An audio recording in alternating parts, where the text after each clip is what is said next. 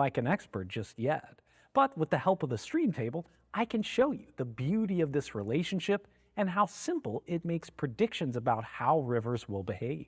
Let's just look at some examples.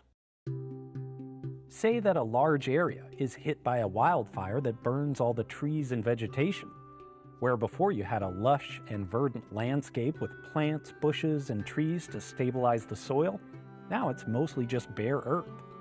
When it rains, the water that runs off the burned area erodes the unprotected landscape, washing more sediment into the river than it would have before the fire. We can demonstrate this by simply adding media to the upstream part of the stream table. Can you predict how the river will respond?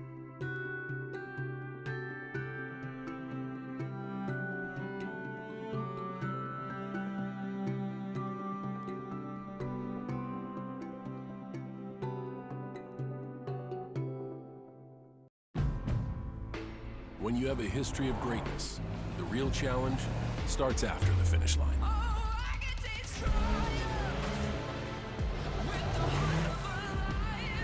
When victory alone isn't enough, you raise your bar, keep dreaming, and go beyond the limits of what you ever thought possible.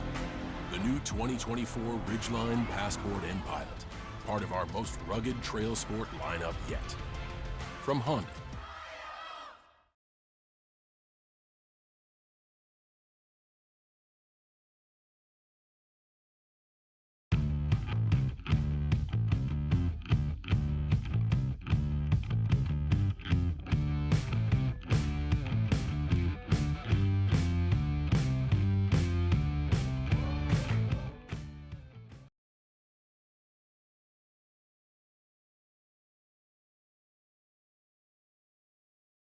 Let's look back at Lane's equation. We've increased the flow of sediment in the river, but we haven't changed any of the other variables. We didn't change the size of the sediment, we didn't change the flow in the river, and we didn't change its slope. That means the two sides are imbalanced. Lane's equation no longer holds true, and the river is out of equilibrium.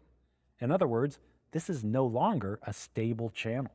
In fact, we can convert Lane's equation into a diagram to make this much simpler to understand. On one side of this balance is the sediment load, and on the other side is the volume of flow in the stream. Add more flow, and you can transport more sediment. Reduce the flow of water, and you reduce the flow of sediment accordingly. Pretty straightforward, right? But we still have to include the other two parameters, sediment size and stream slope. Now you can see how things get a little more complicated to keep in balance. Any disturbance to any of these four parameters causes the scale to get out of balance, affecting the stream's equilibrium.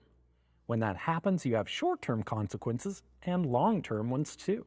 For the wildfire example, where we increase the sediment load in the stream, the top of the balance swings left toward deposition. There's not enough water to keep the sediment in suspension, so it's going to deposit within the bed of the river like we're seeing here in the model. The flow in this example just can't hold all the sediment we're washing into it, so it accumulates in the